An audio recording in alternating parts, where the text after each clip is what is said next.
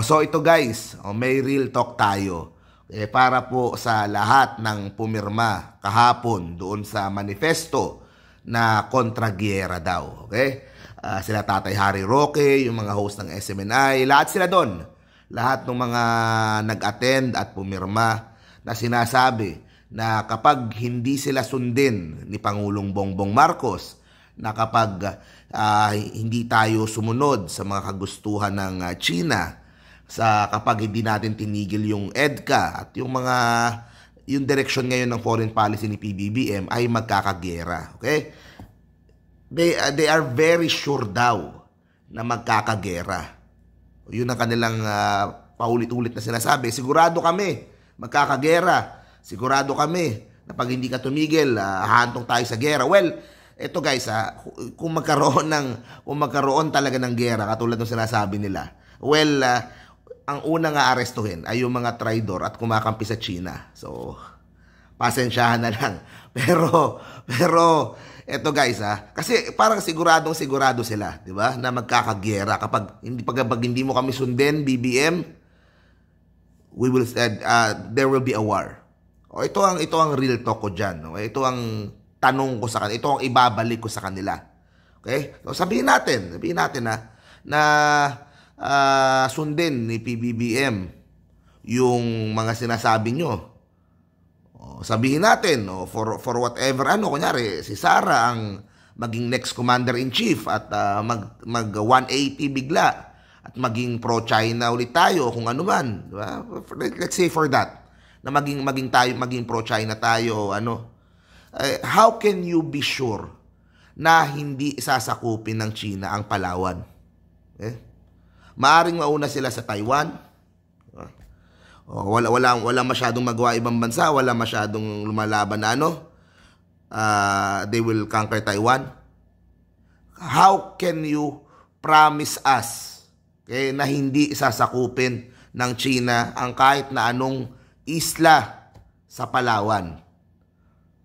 How can you promise us na hindi sasakupin ng China yung Kalayaan Islands kung sumunod tayo sa lahat ng gusto nila? Okay? How can you promise us? Hindi pwedeng pagkatiwalaan yung mga yan.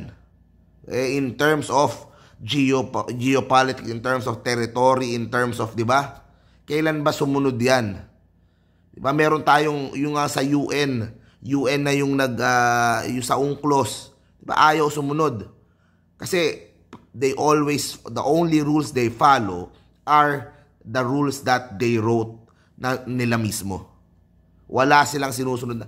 How can you guarantee to us na kapag sinunod namin kayo, hindi sasakupin ng China ang kahit na anong parte ng Palawan? Can you guarantee us 100%? Paano? Paano nyo magagaranti? Bakit? May hawak ba kayo kay Xi Jinping? May hawak ba kayo sa China? Kaya nyo ba silang utusan? Yun ang punto ko. Yun ang punto ko sa buong sitwasyon. Yun ang real talk ko.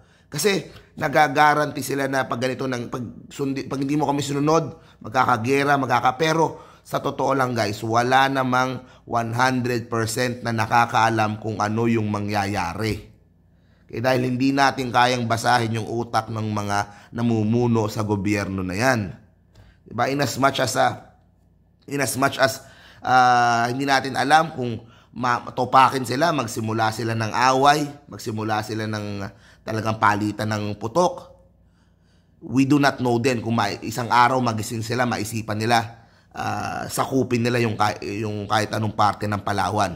Hindi nga natin alam, baka nga yung iba nandito na Diba? Ang dami nila dito, diba? Yung si Governor Mamba ng Cagayan, yun, na-disqualify. Diba? At least one less to worry about, diba? Kung ano mang naging rason ng COMELEC, kung ba't siya na-disqualify, at least medyo nabawasan ng kaba. Nabawasan tayo ng problema. Pero how can you guarantee us na 100% sure na hindi tayo sasakupin ng China? Yung Palawan, yung Kalayaan, gumagawa na nga sila ng mga island dyan. Wala naman tayo magawa, hindi natin sila mapakiusapan. Diba? Wala din. So don't act like alam nyo yung mangyayari. Don't act na parang expert kayo na pag na pag sundin nyo yung gusto ko, sundin natin yung gusto ni Sasot, na hindi tayo pwedeng traidorin ng China, hindi tayo pwedeng saksakin sa likod ng China. Kasi mahirap pagkatiwalaan talaga yung namumuno doon sa gobyerno na yan. Diba? Of course, as long as kaya pang mag-trade, kaya pang magnegosyo, diba? I-push natin yung negosyo. Ihiwalay natin dyan sa conflict na yan. Pero unti-unti, we need to be more independent sa kanila. We need to be less na nakaasa sa kanila kasi anytime, di ba, pwede nila tayong traidorin. Di ba? At there is nothing that Sasot, that the Dutertes, that VP Sara, that Tatay Harry Roque, there is nothing you could do kapag merong isiping gawin sa atin yung China na masama. Paano nyo sila pipigilan? Aber. So, stop pretending na alam nyo yung mangyayari. Kasi sa totoo lang, walang kayang makabasa ng utak ng mga yan. The only thing that we can do right now is to make sure na kung sakaling topakin sila, mas marami tayong armas, mas marami na tayong kapabilidad, mas marami na tayong kaalyado, mas marami na tayong bala, at yun ang ginagawa ni PBBM ngayon. O kung ayaw nila yung ginagawa natin, di ba? Tayo, we are a sovereign nation, di tayo pwedeng utusan ng kahit sino. So, yun lang naman yung real talk ko sa kanila. So, thank you very much guys. See you po sa next video. Stay safe parate. Tandaan po natin, dito sa Pilipinas, the Filipino should always come first. Bye-bye.